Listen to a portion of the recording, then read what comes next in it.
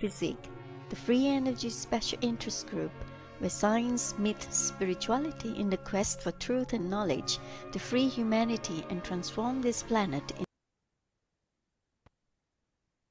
Well, I continue and transform this planet into a paradise because we are on our divine mission. So this platform puts together the scientists and the spiritualists, and the scientists and the spiritualists will bring the information and disclosure information and the science as well to share on this platform to teach, so all of us could learn together and progress in our in the development of our goals and objectives of our divine mission, folks.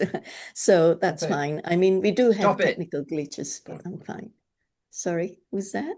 Sorry, no, sorry, that was me shouting at someone who was phoning my phone. Sorry. Oh, it's all right. Okay, so folks, I am afraid this is a session. This is the second session of the 141st FESIG meeting that the second speaker could not make it last minute, like 1.5 hours on before the meeting starts. He wrote to me he can't make it due to certain circumstances.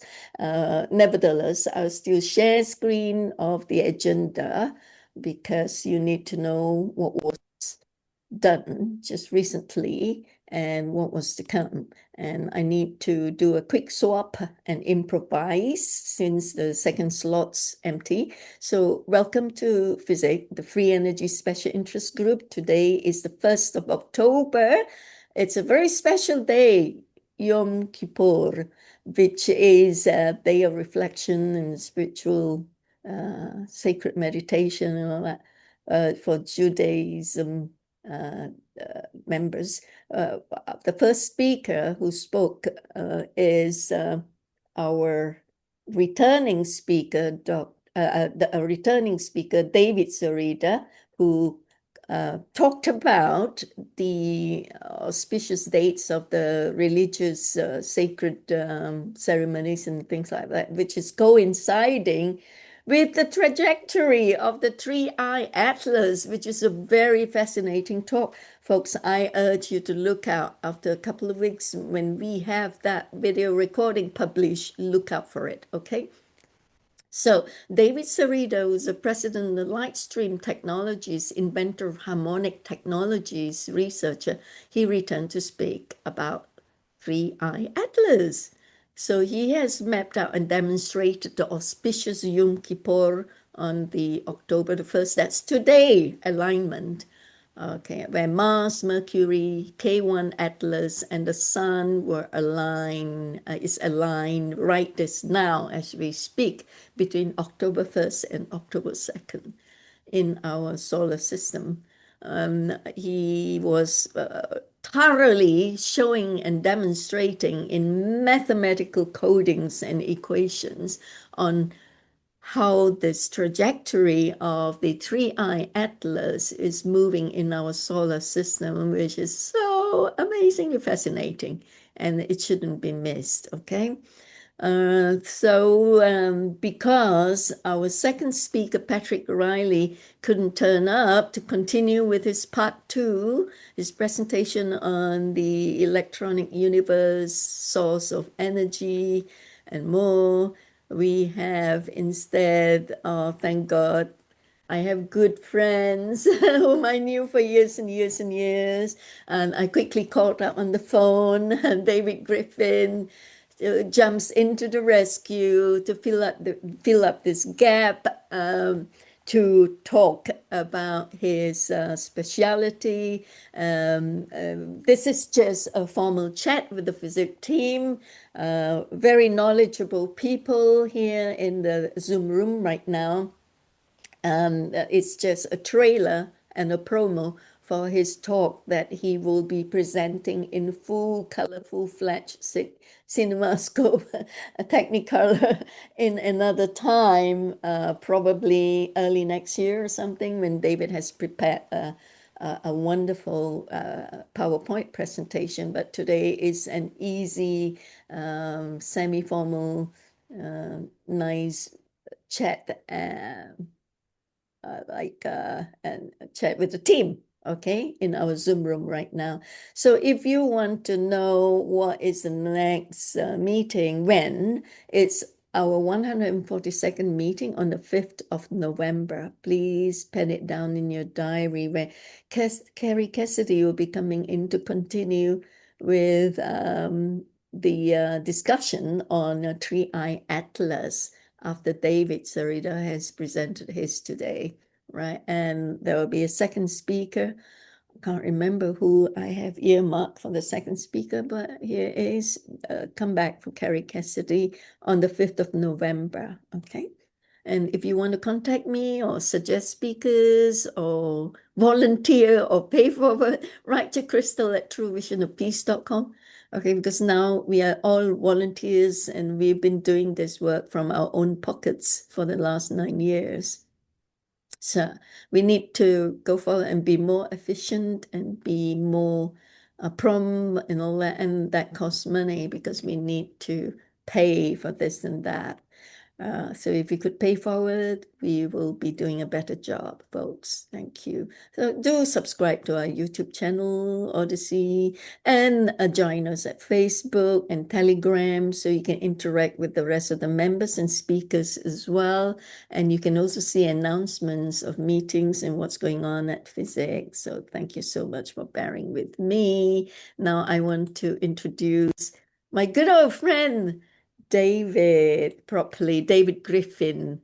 David Sarida has just delivered his presentation now. Our David Griffin has come in to help fill up the space where Patrick Riley has left vacant. Right. So I want to introduce David. He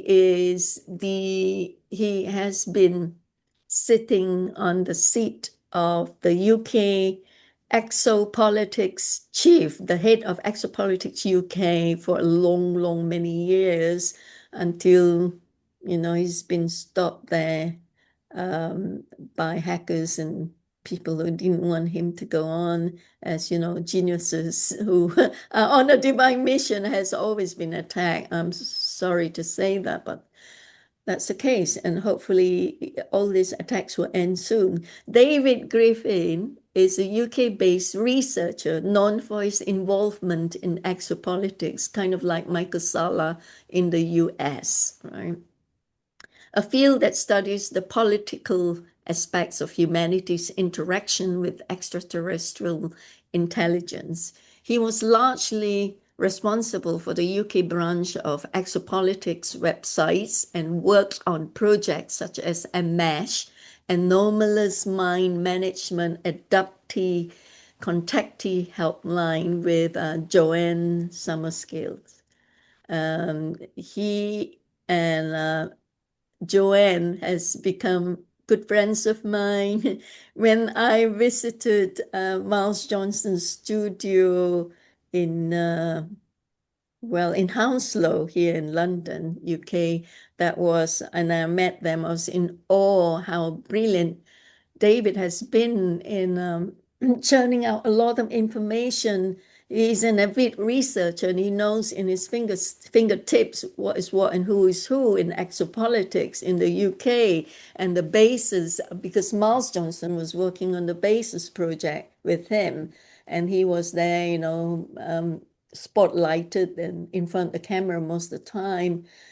With his notes in front of him. My God, I was really amazed and in awe how he knew so many things and the secrets of the bases here in the UK. So he's really renowned here in those days. And that was way back in, I think, 2012 or 20. Yeah, about then. Yeah, thereabouts. Yeah, that was so long ago, David. So, and we kept in touch and we've been really good friends. Joanne Summerskill was running a match with him as well. So you as a key figure in UK exopolitics movement, you co-founded and contributed to the now defunct Exopolitics UK website. Unfortunately, bro, We are all here. We can help each other out. And perhaps maybe it's about time you renew that and bring it up again. Right. So Amesh has been very helpful to ET abductees and all that. And you've been, well, you've been like an angel with Joanne Summerskill, helping out those poor shock abductees by the ETs because they have forgotten. And mind you, in those days, they got abducted because they have a soul contract with the ETs, and they themselves possibly are mostly hybrids anyway. So we have a chat about that later, and that's really fascinating. And your academic interests, although not from a ufology background, David Griffin holds a master's degree in interactive media and education from Bradford University. Your academic research interests cover a wide range of topics, including philosophy, human-computer interaction, and language. That's why he's so smart. And if you go to Miles Johnston's bases, channel, you can see a lot of the interviews Miles Johnson did with David Griffin, which is like highly intellectual and very, very good in disclosing all those conspiracy theories, which is no longer conspiracy theories nowadays. It's being disclosed. So David Griffin's work has delved into more speculative areas, including presentations on alien languages, human cognitive processes, and topics related to the secret space program. Secret space program in those days was still hushed up, classified, but thanks to James Rink, who's the ringleader of the SSP, the super soldiers, has brought a lot of light, shone a lot of bright light on those areas and declassified those secret files, the X files. Thanks to you, Lord. I really admire you with the work that you've done in the past. You're all heroes in my eyes and my hearts. Thank you, David. Over to you now with your microphone as you want to introduce some stuff and talk more about your latest work. And so we are having a nice little forum here as you're doing we are doing a sort of a trailer here for your next full-fledged presentation that is to come, right? So, well, feel free, folks, to have a forum with David while David introduces what it's going to come next with FESIG platform with him. Yes, thank you, Crystal. And you're a great person, and like many of us, the work you've done. If I was a magical lottery person that could wave a wand, I would give you £1 million, give me £1 million, and many other people, because we do great work. And just like you've done, then I've done the same since so let's go into some history since 2003 with when the exopolitics stuff done by Alfred Weber, the whole idea of how do we tackle the idea of alien interaction and aliens turning up on a political level, and what do we do to influence society and politics on that level? So we started doing that around 2003, and much like the work that you've done since. And I'm amazed at what you've done. You've covered these sort of energy and consciousness area. I've nipped in when I can now and then. I think you've stuck to your guns. You've done some great stuff, but it's people like us need funding, with all these rich people like Jeff Bezos from Amazon, and Richard Branson, they're all giving money to this, that, and the other. And you think, what about the important issues, which is like what you're doing, Crystal? And, there's many people, isn't there? We know this from this area, but yeah, so I'll just sum up that Crystal phoned me a couple of hours ago and said, can I step in for a bit? And I feel a bit bad in a way, because I've promised to come and do a talk for quite a few months actually, for FESIG, and so this is sort of more of an introduction, and I'd rather it be a bit interactive, because what I'd like to know, I'm going to quickly, without boring you, go through 2, 3, 4, 5 areas that since I started this whole area, it's been a mad ride. It's involved a lot of things, the formal exopolitics stuff of writing essays and articles, disclosure stuff, turning up. I mean, this is just, if you don't know about exopolitics and how big it got, well, in 2009 we had, oh my God, let me think, was it 3,000 or 4,000 people at a huge hotel in Sitges, Spain, right? And it was like the UN. And so, and Kerry Cassidy, who you just mentioned, turned up to that. So 3,000 or 4,000 people in this huge auditorium. That's how big Exopolitics got to that. And that was about 2010, 11, I think, when that was the European Exopolitics Conference. So it was no small thing. And in a way, what does that tell us about society? It says in a way that, my God, there's a huge interest, not just in England or America, where the usual, you always hear about UFO abduction stories and from America or Britain, mostly Britain. You don't hear much about Europe, but my God, no, you go to Spain and you get 3,000 or 4,000 people turn up at this vast hotel, really well organized, a fantastic conference. And we had each of us, Denmark, Spain, Italy, anyway, most of the European nations, I think we covered about 12. Myself went and I did a talk on, well, what's happened in England with the whole, sorry, I shouldn't say England, the UK with the whole idea of disclosure, and how has people like Winston Churchill dealt with the whole idea of disclosure and the cover up and all this stuff. So exports was a big thing. The bit I'm interested from your audience, Crystal, is what happened to me is I got a little bit tired of that. I was like, how many, so I did like 10, 12 years, and part of this was, have you heard of Gary McKinnon?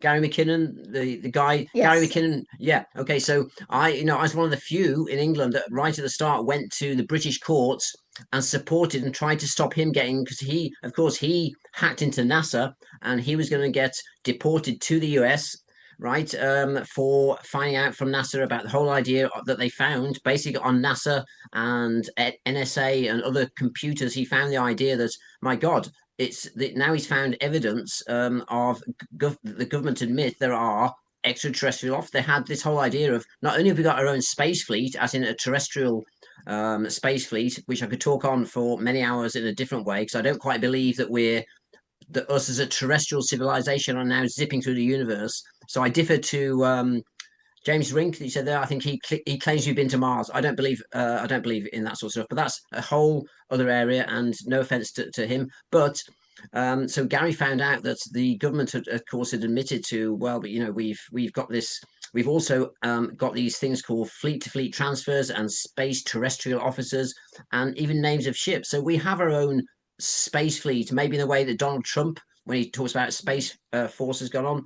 But anyway, so that was fascinating. I supported him and campaigned. I sat outside, which is again is part of the exopolitics theme, because what do you do when someone's in jeopardy, or someone like us? We need supporting. We want people to support us on this whole idea of consciousness, free energy, which of course, Crystal, you cover very well, and also the whole idea of disclosure. Well, why the fuck? So why should we not be told if the government knows about the whole idea that there are intelligent races visiting us and interacting with us? That's our birthright, right? We should know about that.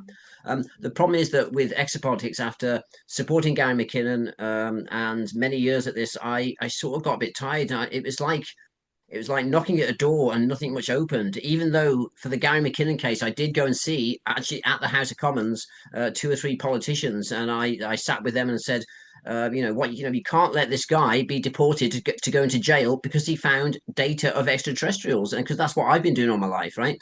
And they were nice MPs, these 2 or 3 MPs I went to see, but they were like, David, we agree with you. We don't want Gary McKinnon to go to jail for extraterrestrials. And they, these are MPs. They sort of agreed with that whole idea that we should know this stuff.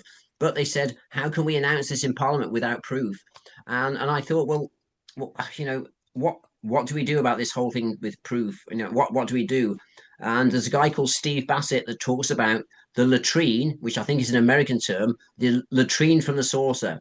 And it's a bit of a metaphor that I've loved for years, because he says you'll never get the latrine, which means the toilet, from the saucer. So it's all about this idea that can we, as people looking into ufology, contact, exopolitics, consciousness, if we want to prove something, will a UFO land on the White House lawn on number 10 Downing Street, and we'll be able to go on board and visit the latrine or the toilet on the saucer and then prove that they are, this is a proper true thing because they have a latrine on the saucer. So, and I thought it's a great metaphor, because of course we're never going to find that. Why? Because perhaps aliens don't use toilets on their saucers, right? But also the whole thing may be far more of a misty metaphor than that. That doesn't mean it's not true. It just means that it's a bit different to how we think it. We're human. We have language that's very sort of fixed in its way. And so we think, well, I want to find the saucer with the toilet or the latrine on it. Well, it may not exist, and that's like a metaphor, this whole area. And that's why ultimately then I sort of moved from this exopolitics era, the exopolitics area, after sort of 10 or 12 years, and moved into just some different things. And I'll just say the two branches that I went up on. One was research based, one was actually contact and astonishing contact based. I mean, and when I say astonishing, I'm not known to overblow my words, right? I'm quite a sort of reserved person, but the contact side was astonishing, and it also brought in a huge amount of monitoring from intelligences that involved being followed, that involved my phones being hacked, all sorts of stuff. A huge amount of stuff that went on for like 5, 6, 7 years, all of which I have a certain amount of proof on, which tells you that's interesting given the link to, we just met David Sereda, and I mentioned lightcraft and plasmacraft to him. Well, what I believe that we met on this contact area, I'll go into the area in a little bit, is the whole idea of, I think we're in a different era now, and so we don't get these tin craft, and that's what I mean. David didn't really answer that. He mentioned it. He mentioned that he met Jesus in a plasma sort of form, and he mentioned a few other things. And I've heard him. He's a great guy. I'm so chuffed that I'm so pleased, and thank you to your host that let me ask my question. I'm so pleased that I've asked David a question. It's made my day that I asked him a question. But he mentioned that he had a meeting with Jesus, and it was a sort of plasma formation. I know what he means by that. Well, I name these craft that we met as lightships or plasma. And I think we're into a different era now where the old contact, the 1950s, they talk about things, the Space Brothers era, where they climbed aboard a craft, shook hands with an alien, had a cup of tea, flew off around the moon, and then came back. Well, that's gone, right? And that's gone. We're now in a different, I think since 2012, not using that 2012 cliche thing, but since 2012, from my experience, and from the footage we've got, which I will show you if I can work out Zoom. Is my thing gone? Anyway, if I show you, I will try and upload. Can you hear me still? Yes. Oh, right. Okay. Sorry, my screen's changed. I don't know if that was me or not. That might be someone else, but my screen's changed. Anyway. I think you can show, let me make you co-host so you can show screen. Okay, I have no idea how to show a video, but I've got a video that shows these lightcraft that we've met, and it's just one clip that quickly because can you help David? Yeah, I mean, how to share screen. I've got it on my desktop. I don't know how to load it. I've got share. Do I hit share and then is that it? And then will it play? You will have to hit the optimize for sound and video and then play share. See the optimization of it sounds complex. Let's see these options right now. All right, go right share. You'll see there's like 2 steps to share. You got to do one to do audio. Are you going to show David Sereda's video of the tether incident? Those are plasma ships. Right now, I'm so pleased you said that because my second question. I said it when you went to get coffee before. Wow, that's meant that I'll tell you why that's mental, because my second question after me asking about the plasma ships was, what does he think now of his STS? Because he did a whole thing on the it was Martin Stubbs, who's I think a Canadian ufologist who did that amazing stuff with the STS shuttle footage and all that stuff, and David Sereda did a whole take on that. It was very interesting. It's a shame he had to go, but I was interested in how the lightship stuff and plasma linked to what we saw in the was it the 90s or 2000s? When was that? It was when we met with the Russians. Soyuz was it? Yeah, we were meeting with the Russians. It was like the same month as that, right? And it took them over 100 FOIA requests to get that video from NASA. Wow! And that was originally a 10-hour long educational thing that Dan Aykroyd introduced. I stand behind everything. Now it's little 15, 20-minute clips of it, but that footage is there. Those are the light plasma ships, and they didn't show up until the tether broke. It was a 12-mile long wire to see if there was electric there, and obviously there was a lot more electric than they thought, and it smoked. You could see the smoke, and instantly these ships, hundreds of them, came, right, all different sizes, all different speeds. And the announcer, I was sitting there in the beanbag chair with my hand on the channel, watching all the channels on TV live, and the announcers were saying it was dust on the lens. They're not saying these are ships of other. And I'm saying to myself as a little kid, right? Yeah, that's dust on the lens. Your ass. And I was flicking, and that footage is still out there today. That's right. No, you're dead right. But what's also interesting is what does that bring up for us? Because the idea was they took that new technology and the whole idea of this thing, which again is an exopolitics thing called the First Directive. It's a Star Trek thing as well for any Star Trek fans, which most of us I'm sure should be. You should be if you're not. Then the whole idea of the First Directive. Now that tether technology was meant to be a technology outside of the First Directive. In other words, we as warmongering humans that start fucking shooting each other and cause wars, and then the idea is that benevolent, intelligent ETs, quite rightly in my view, think that if we actually get hold of this anti-gravitic technology and try and get ourselves outside of the planetary low Earth orbit and further into the solar system, then we're not allowed there because we'll do stuff like that. So apparently the tether footage was to do with a technology that we shouldn't have been testing. I don't know why. And there was other stuff as well. I mean, there's even conspiracy theories about why did the shuttles get broke? The two space shuttles get blown up. Some of that was, well, apparently Israeli technology that was on one and that got blown up on the way, the Challenger and the other one. So who knows? That some of those, one of those two shuttle things may have been accidents. I don't know. But I find it fascinating that you mentioned plasma linked to, because I've never thought that, but I was about to ask David Sirard that, plasma linked to the experiences I've had with these astonishing stuff. And I'll just add one more thing in. With the decade post-exopolitics, the decade of contact, I mean, first-hand contact, I mean, just astonishing, being followed back to our house, all sorts of things.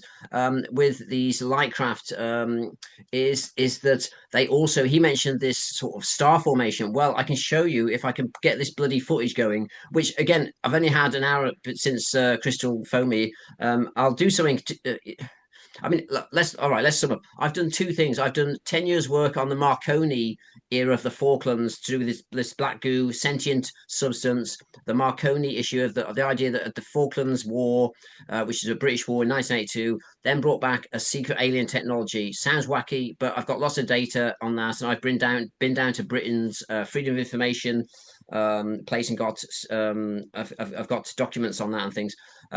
So that's the one area that I went into after the exopolitics. Aside from that, then there was a whole lot of stuff to do with this contact with these light ship elements, which also contacted us despite not being the tin sort of craft that you could throw a brick out, the solid things. These were like plasma light ships. But as you'll see, if I can put this footage up, but they also communicated with us in various ways. And essentially, I mean, we were told about what these COVID vaccines were going to do beforehand and how apparently they're going to change the species, right? So anyone that had an injection from this COVID thing after was what we'd end up with is a different species. We heard about this a year or two before, right? Sorry. You're talking about that you could throw a brick at it. I didn't understand what you meant before. You're saying that there's no field around it. No, I'm not saying that. I think when it takes off, does it make a field then? Do you know what? Look, I'm not a physics man. Or what I'm saying. Okay, all right. So keep going. All right. All right. Okay. Yeah, I'll try and explain that. And that's what I was trying to get out of David at the start. What I'm saying is, if you look at the 1950s contact UFO literature, it's always about you get on board a craft lands, you get on board and you shake hands with these beings, and you're going to have a cup of tea on this tin craft, right? And actually, this is a solid craft. What the plasma thing seems to be. This plasma craft it's an intelligent, because if you look at what plasma means, and I was at a UFO conference and I got shouted down when someone said to me, they said, well, what are these things you're showing us? And we've got astonishing footage. And I said, well, I don't know. I think they're the fourth state of matter, which is plasma. And a couple of people shouted up and said to me, why are you saying that? Plasma is just what people do when they're welding things, right? It's a welding thing. You use it for welding, right? And I know that. But lo and behold, then that was about 3 or 4 or 5 years ago. Since then, plasma now has become this sort of ufology sort of term. The point is that you get these tin craft of the 1950s all the way to the 80s, and that suddenly stops. And it stops when abduction stops, and that's a key issue.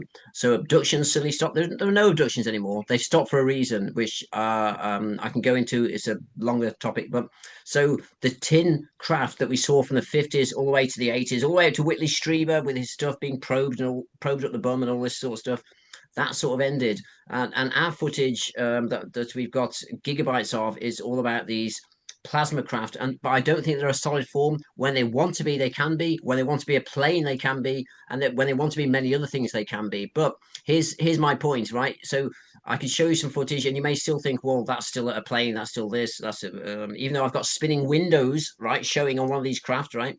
The main thing is that how come, if this phenomena is so out there and not real, as in the ethereal idea that it's just a gas or a plasma or whatever else, how come then monitoring this phenomena from day one, literally from a few weeks, then we were followed home, phones were hacked, also, I mean, a huge amount of stuff happened, and so there was fascination in this exact topic of these light craft, these plasma craft from day one, which involved the government military agencies, which again, it sounds ludicrous, but it needs a longer discussion and talk and stuff.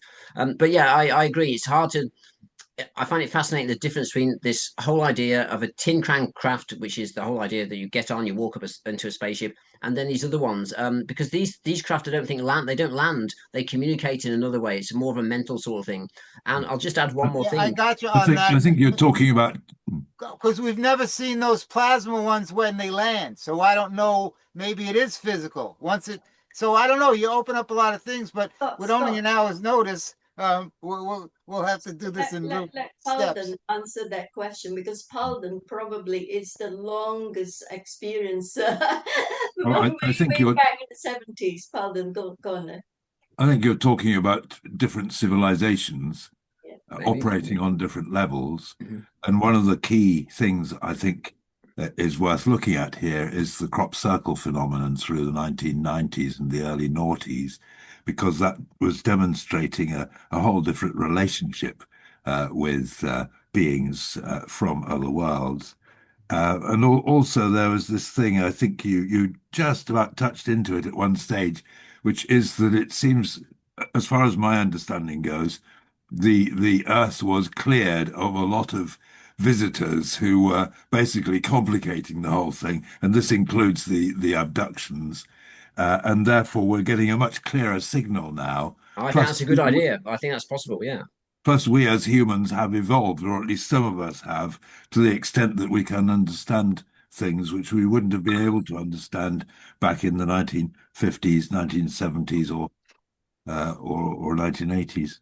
Yeah, and yeah, I agree with you there. I think that's fascinating, the idea of different abductions, different people being around at certain points. I'll also add one thing on that sort of links into that in a way with what I've said, with this thing to do with the lack of abductions and this shift between tin craft that you climb up on and you say hello to aliens. I'm being sort of slightly ironic when I say that, but also what's happened since, and what can you find in contactee literature in the 80s? The fact is, what's happened to the Earth at the moment? The Schumann resonance and the magnetic field of our planet has gone haywire in the 80s and 90s, right? So what happened with the Roswell craft, if you believe that, I do, is apparently they used a weapon. They used a weapon to fire at that. It was a William Reich. I don't know if you heard of William Reich. He was a guy William Reich. Yeah, he found all these frequencies out to do with strange creatures in the sky, some of which were plasma, but also his technology was stolen, and they fired this, I believe, at the Roswell UFO and many others, and it brought it down. Okay, so that's a side point. But what's now, that was back in the whenever 50s, 60s, what's happening now? The Earth has a totally unstable magnetic field, and if you read contact literature, which I've got, if you look behind me, you can't, sorry, I don't know, anyway, yeah, there we can, right? So there's a bookcase, and that all of that is contact literature, right? It's nothing else. That's that. So I've read loads of contact books. If you read contact literature in the 80s, let's say half of all contact literature is bullshit. Well, if you read the other half, there's a few hints in there, and what you find in the 80s is they start saying we cannot come in our regular form anymore to visit you and to also to support your planet and help, which is what they've done for millennia. I mean, they help, the ETs, I believe, have helped us since we're cavemen. I mean, if you don't think that, how on earth, if you think Darwin works, then you're nutty, because Darwinism doesn't work for making a species survive. What happened is it's become so unstable, the Earth's magnetic field, just as happened with the Roswell craft artificially with a weapon, is that now these ETs and these regular craft can't come. So I don't know what that means, but what it does make sense for is then these plasma light craft, which do not rely, which is what the previous craft relied on. That's why you saw, if you watch the Billy Meyer footage or other footage, when you see UFOs, you know, when they're like, everyone goes, oh, it's fake, look at it, it must be a trick of the film. No, when UFOs are filmed in true, proper black and white or color footage, and when they're sort of bouncing and floating a bit, that's because they're on the magnetic field of the Earth. That's what they use for both travel and also locating where they want to get to, you know.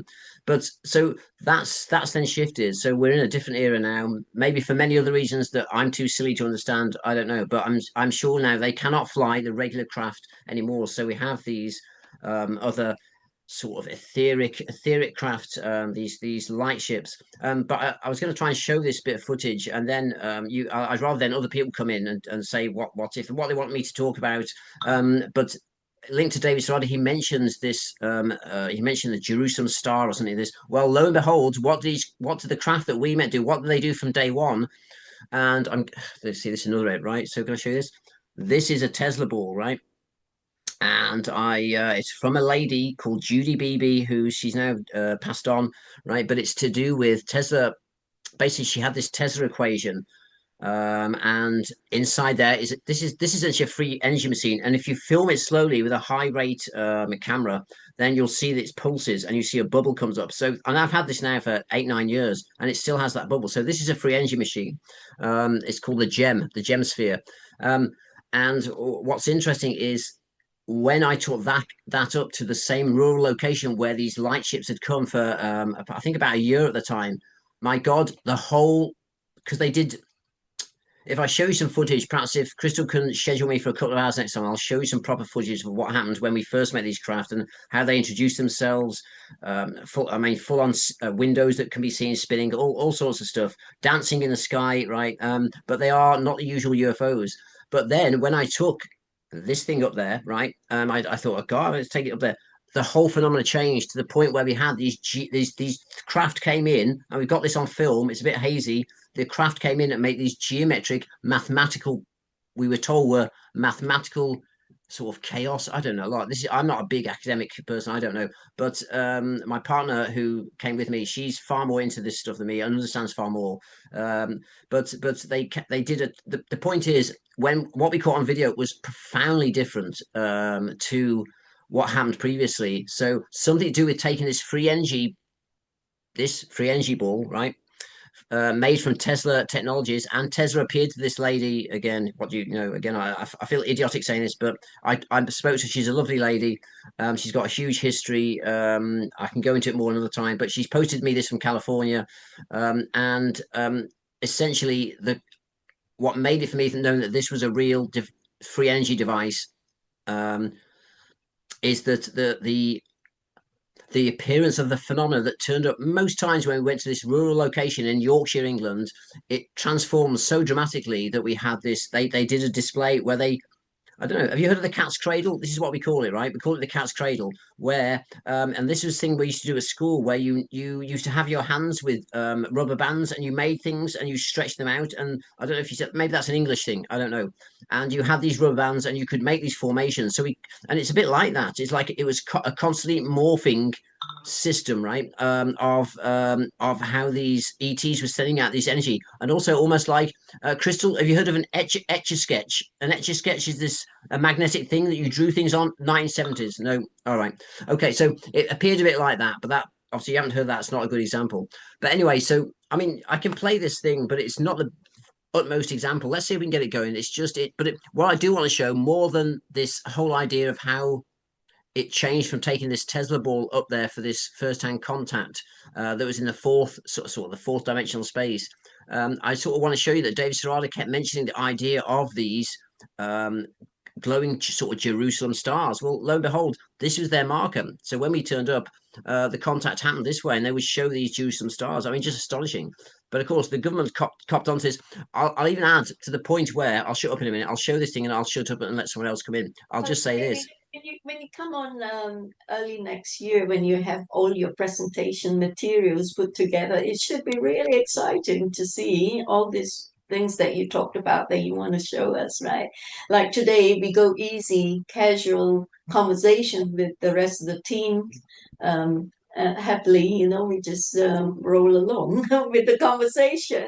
All right, but I think Crystal, because you're more of a free energy sort of show, then that's why I sort of brought in this whole Tesla element with contact. But also, then I've done this whole load of work on Marconei, this British company, and what happened with them. So it depends what you want to do and what your audience is interesting. But I'll just say this one thing, is that you've got to imagine why was there so much attention?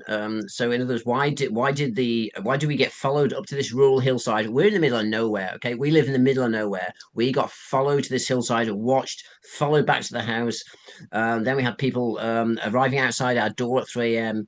Then when I tried to film something with a military night vision scope on this hillside, a very strange terrestrial, what I think is a terrestrial craft, came over, sent some weird frequency down, and it ruined the MP3 player, it ruined the car stereo, so they zapped the equipment we're trying to use. You've got to say, hang on, why are these military governments in the UK in a very rural area so interested? And that's, you know, they're interested because it was a new phenomenon that they didn't know much about.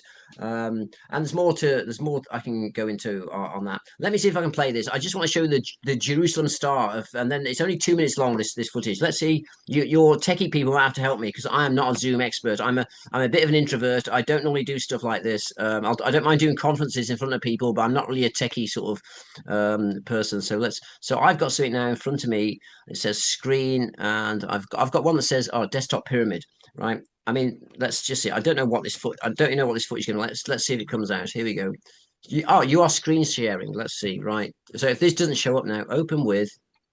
Did you click on the tiny boxes that say share sound and audio so we can? You tell me you're not going to hear what I do now because I've not done that. Are you saying you won't? Are you saying you won't see or hear what I'm about to? I'm just about to click on it. Click and see whether we can hear. Yeah, right. Tell me if you can't see this, right? Okay. Open with. I don't think it works in VLC, so let's try Windows Media Player for God's sake. I mean, an ancient creature if ever there was one, right? Let's try Windows Media Player. All right. Can you see that or not? Oh, you hadn't hit play yet. It's not play. Well, no, it should have some text in there. It's got text or not? If you haven't got text, yeah. I don't know. All right. Well, I don't know how to maximize it or whatever I do. Pyramid formation. There you go. Right. Okay. So this is us driving up to this area, and this is just a last minute find, but there's so much more than that. Right. Hang on a minute. Right. So we're going up to the area now. Yeah. It's 2 minutes long. This. But you haven't hit play. I mean, we couldn't see it playing. Is it not? Is the footage not moving for you? Is it not moving or not? Oh, right. Yeah. Okay. I don't know. I don't. Oh, right. Yeah. Okay. Nothing's playing. Well, it's playing for me. You see, I don't know why. I mean, it should. Help.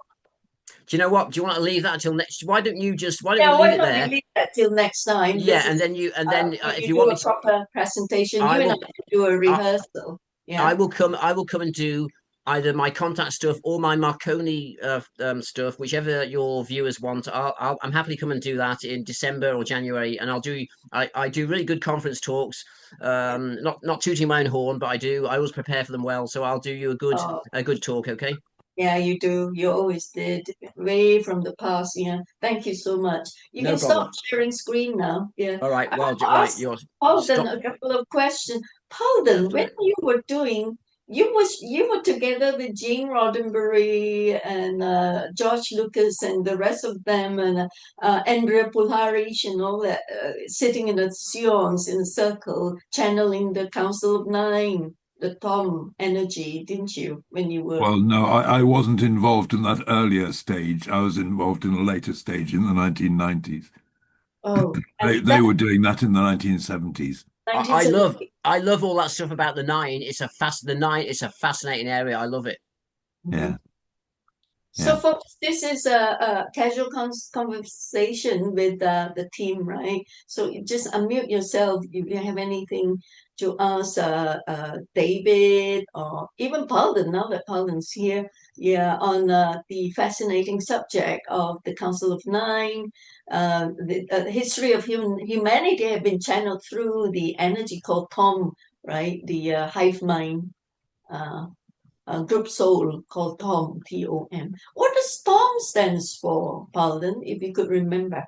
Well, it was just a random name. The nine were always very concerned about, they didn't want to build a cult. They didn't want to be seen to be the big guys, right? They just, because they saw that as one of the problems of humanity, as we turn things into a religion or a belief system or something like that, as we're doing with Trump right now.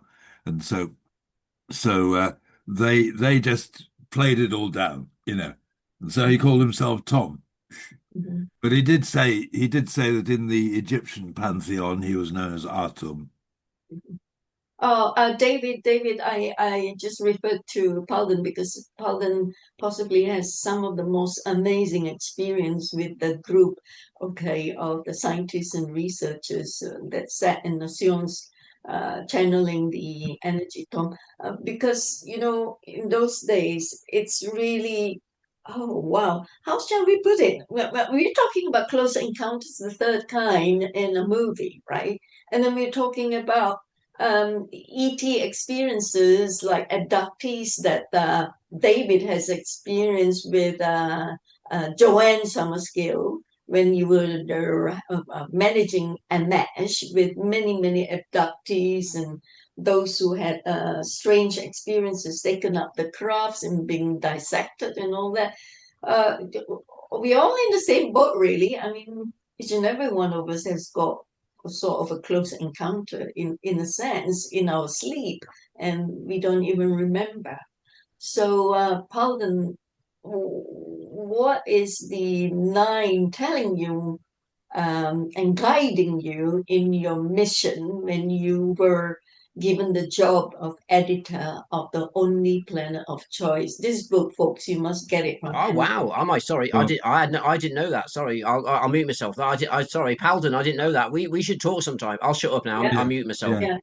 So, Well, the Paulden, interesting thing was I was given several thousand pages of transcripts of sessions they'd had, and I was required to get it down into a 450-page book. So I had to weed through the whole lot.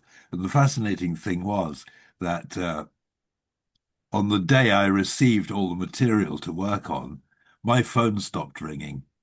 And my house just went into a kind of what I can only say was a force field.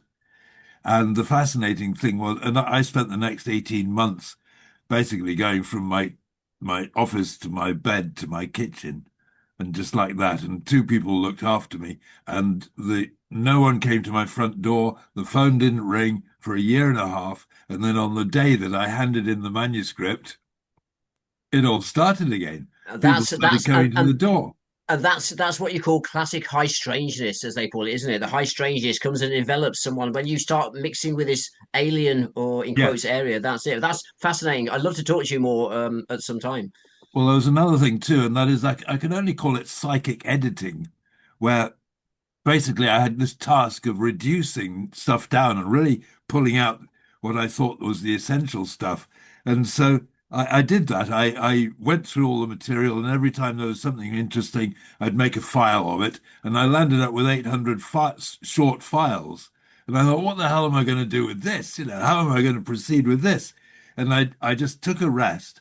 And then I came back and I sat there and I looked at it and I just went, that one.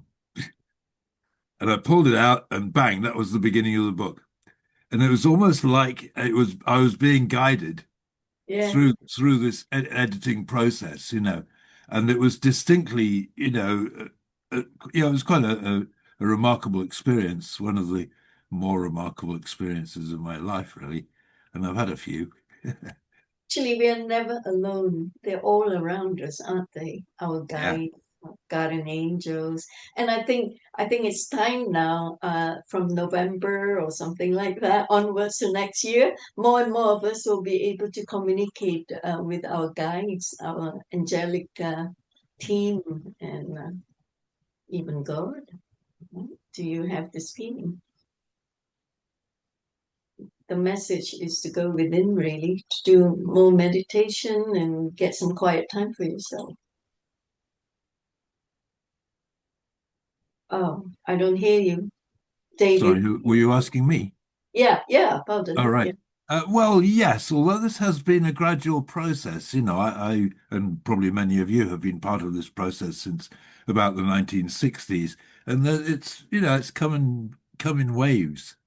If you remember things like the harmonic convergence, which was quite a major what could we call it, download moment, and we're going through that now.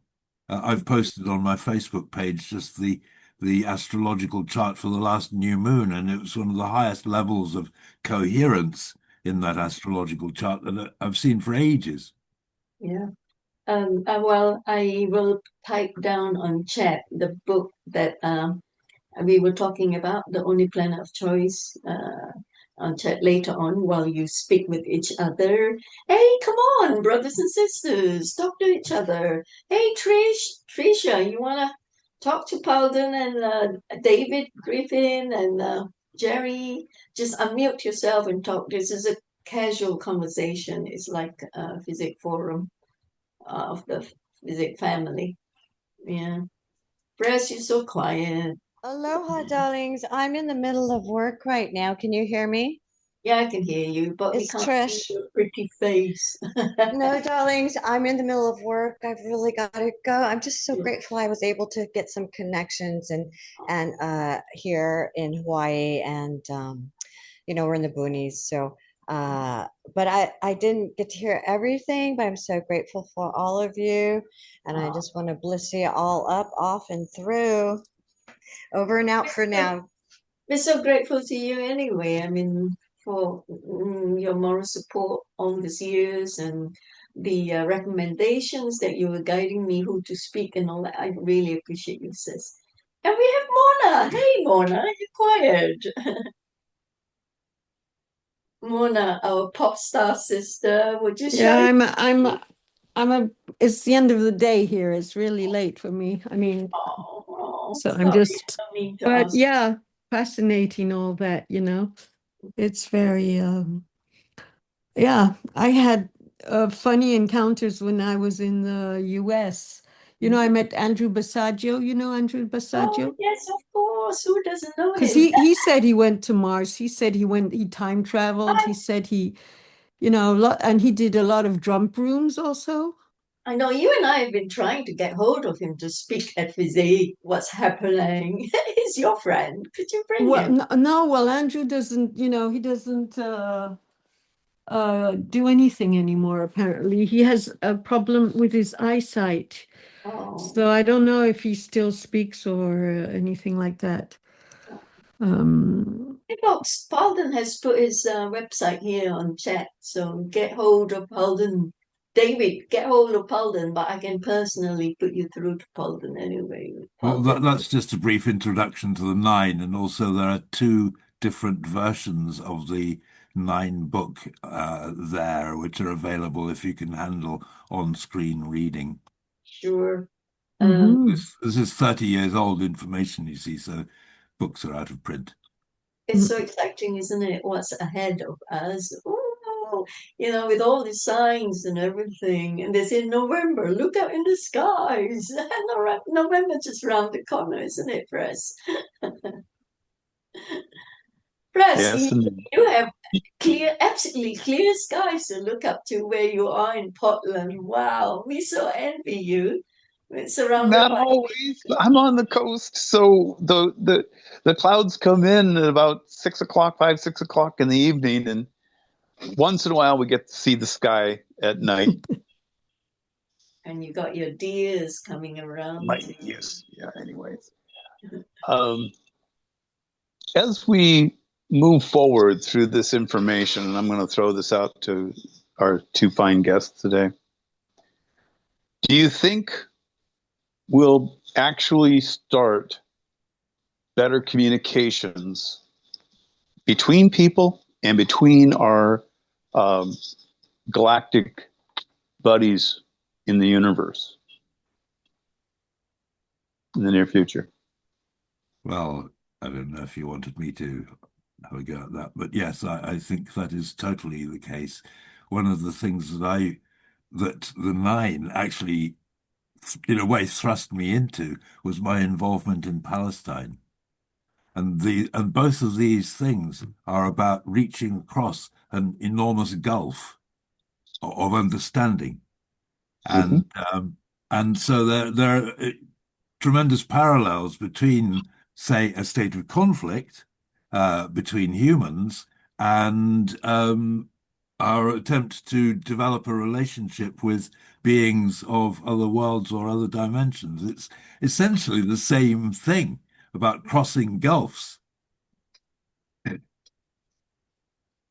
Okay. Do you have anything to say, David? Yeah, David.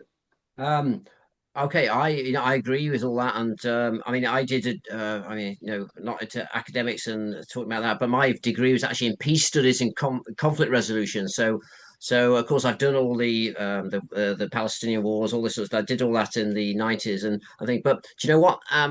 When doing a degree of that to do with peace studies and conflict resolution, which is a great area and stuff. But do you know what? That I found looking back now, a lot of the lecturers that taught me that and the content. They didn't have a clue. They didn't know about secret governments. They didn't know about a lot of other stuff, a lot of underhand stuff that goes on. Not that they were naive, but what my interest is that I don't believe we're going to solve most of our. I mean, Palestine and Israel. I mean, even at the moment, what a classic example. I mean, that's never going to be solved, and not certainly not when you've got the Jewish, the Israel doing what they're doing at the moment. I mean, it's like psychotic or what. But what do I think is that I believe that. And I've done talks on this that are on YouTube, that we need to move our language away from where it is, because at the moment we're in this sort of binary thing of war and hate, black and white, and it doesn't help you solve and assist things.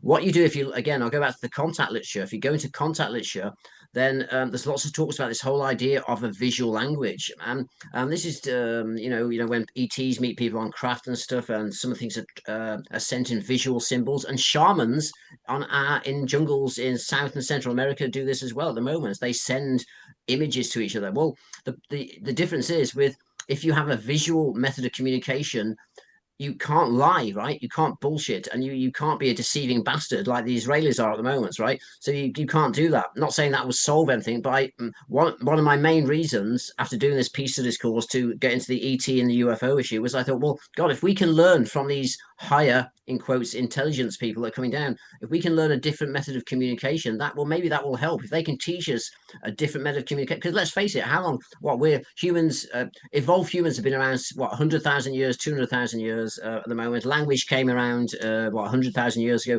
Well, it hasn't done us much good. I mean, we've developed this language system, but it seems to cause more conflict. And we do a lot of good stuff as human beings, but it also doesn't solve things. Well, if you look into what the ETs, these dimensional, extraterrestrial, whatever you want, then they also teach us about this different way of communicating where you can't lie to each other. And also, it's not just about that. As when things are sent visually, then you get this holographic download of what people mean, and you get emotion with it. I mean, you read any contactee literature, you get emotion sent with this thing, and it affects you. So, I think in a way of then when humans are at war with each other and things, then it's far harder to. I mean, let's take if you were Lavrov from Russia trying to talk and trying to get peace in Ukraine at the moment and stuff, and you sat down with Trump and stuff. The point, not that I think Trump will be capable of processing a visual higher language and stuff, but it does mean that perhaps if we've got a different method of communication that we can learn from these CTs, we may be able to solve a few more things because there's an emotion that goes with it. And although maybe that comes in with banking and all the money that goes with wars and all that sort of stuff, I don't know. But yeah, visual language, I think, is one of the things that comes as part of this disclosure thing. Everyone's on about technology. We can get cars that work on light, and UFO. We'll have personal UFOs. Well, that's one thing, great, right? But you can't have those sort of things unless you change human consciousness so we do a bit better dealing with each other. What's the point in having lots of great technologies? We'll just convert them into weapons if that's possible. So the language part is. But the people who had these experiences with the ETs and who didn't in general they say also that they felt secure, or that they felt did they feel something at the same time, or was it just um, because you're talking about so that we can't be deceived. The problem is that humanity is deceiving itself and can be deceived so easily, and can be lied to, can be manipulated. And that's the problem. But maybe because humanity is not aligned, or has been taken out of its heart alignment, and maybe we're moving forward to because everything around us is disrupting our connection to our soul, to our heart, to our knowingness, and because we're not taught this actually, and we're taught to question what we feel, even. So well, I'll just say I don't think we are moving forward. I think we're fucked as a species, right? And I think I'm being honest, right? And I think we need an intelligent force to come amongst us, and to start educating us, because we've had. I mean, look, if you look at civilizations, even if you go back to 1900s, all the stuff we've done, right? That we've had many chances, right? In 1920, Tesla said we have the technology to have craft and even cars that floated. I mean, this is 1920s. We've had all that. What happened? The industrialists came in, shut that down. That's happened time and time again. It happened in World War II. We found it in World War II. We found new technologies, right? That got shut down. So we're a screwed up species because we're addicted to money and various other things in life. So I think we're screwed as a species. I think it's now we're so heavily addicted as a species. Although a lot of us are really nice, decent people, I think we're controlled by a very few, and so the only thing that's going to deal with those few people, if we would have dealt with these fuckers by now, right? Excuse my French. We would have dealt with them by now, right? We haven't. So my view has been for years is that we need to then bring in an ET or an advanced species. I don't care if it's from the UFO realm or from the spiritual realm. I don't care, spiritualist realm. That's another issue I could go into. But we need to bring in these, and we need to be sort of educated by these people, and for them to give us the consciousness to then begin working on something slightly different. And what about if these ETs we're going to bring in are your future self? Well, but that's good. Isn't that good? That's good in that case. They can teach us even faster. They go, "We're your future self. We're great." I don't believe in bad ETs. I just don't. I've had experience of communication with extraterrestrials, and and I don't think they're a bad ETs. I think they're a reflection of your own psyche. But that's just me. But then maybe they have bad and good, like we have bad and good. So above, so below. Everything's. I'm sure. What I'm saying is, I don't believe that. I think we're, to a degree, we're protected as humans currently under this sort of first directive thing. So bad ETs can't come in and just sort of mess with us. I mean, the people who mess with us are our own effing people on this planet.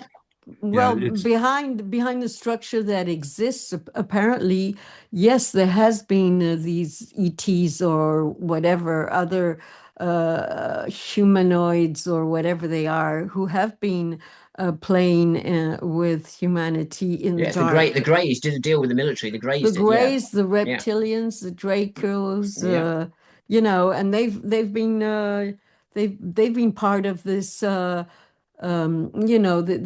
abuse and the exploitation and the fear mongering. Well, they've been cleared out a lot now. But I know that's what has been said. This prime directive business is a really critical issue. And one of the interesting things the Nine said at one point, when we were talking about this business about mind-to-mind communication, they were saying, yes, when there's mind-to-mind communication, there will be no lies. But there's something very interesting about you humans on Earth, which is that because your communication goes through your voices and through air vibrations and through ears, and because your music requires the making of a physical instrument with its own characteristics and limitations and advantages, and because your literature involves wordplay and the creative use of words, it means that you have gone into areas of evolution which those of us who can communicate mind to mind and heart to heart, we can't experience that. Fascinating. All we can create is what we can think up. But but if you think of, say, the evolution of musical instruments throughout human history, that's actually one of the nexus points of the development of things like woodwork and technology is through musical instruments, and so there's something fascinating about being earthlings as well, which we are in a way very privileged to have, because we can think up things that God couldn't have thought up himself. If you see what I mean. I've heard said by I think it was Bisaggio or maybe other people that a lot of extraterrestrials or whatever are fascinated because humans and also people like some of the SSP say that this because the humans are so creative and they're so precise and the tasks that they can accomplish that and that fascinates them because a lot of these races maybe don't do that. So there's something else I'd like to add as well, which is it's a tragic commentary on things like Gaza at the moment, because in my observation and experience when I worked out there, yes, it is certainly true that people get traumatized in things like this, and this has a very, very difficult effect on their future psychology. But I've also seen another side of people in Israel and Palestine who've gone through hell so much that they've come out the other side as tremendous peacemakers, or I'd call them perhaps natural light beings, and tremendous humans. I'm quite amazed because there's quite a high proportion of people, both in Israel and Palestine, of people like that. And I'm quite amazed at how they get into such a mess that they got into now, But there's something here about how human suffering and the predicament of being a human really turns the screws down and forces stuff out, for us. We all have our own stories. Yeah, we go beyond the duality. And we suddenly we go beyond the duality of good and bad or whatever, and suddenly something extraordinary happens, and it's like a divine expression. Apparently, we are truly special. What we carry in our genes, we are truly divine, and it's like we carry the God genes. That's why we volunteered to come here to do the experiment and to go to the furthest frontiers with our consciousness, with our emotions and experiences and whatnot, because God is curious and wants to know more. But I do believe, I don't know how you guys are living everyday life, but it feels like there's just things are piling up. I don't know how you feel about like every day. It's like I feel like, oh gosh, I got to do this, I got to do that, blah blah blah blah blah blah. And and I'm like, gosh, when I'm gonna stop this? It's like and then I got to go there. I've got to do this and like getting all these dreams done or whatever. And tell me about it. You just do enough. But it's weird. It's more intense. Yeah, I know. You just got to do whatever you can and leave the rest, sister. Otherwise, it will kill you. No, but it's something, I'm wondering but is this really what I should be doing? Oh, I think you're an overachiever. That's why. No, I'm not. I'm not. I'm just trying to bake my bread. There was something once upon a time when we were in session with the Council of Nine, someone asked them if there were one thing that would change on planet Earth, what would it be that could really resolve things? And they said, if everyone follows their life purpose. Yeah. That's it. Yeah. I was wondering if we could bring David back in on this, and then I want to ask a question to Crystal. But I want to give David left. He just said goodbye, Fres. Thank you. I'm sorry. No, you can ask through me. I will. Okay. Basically, I wanted to get you involved on this one, Crystal, because this deals with the divine feminine, and we haven't talked about that yet today in respect to everything that's happening around the world, Three-Eye Atlas and stuff. So from a divine feminist view, what do you see, Crystal? do I see from a divine feminine perspective? I think there is, like David was saying, okay, we have to be very transparent. We have to open.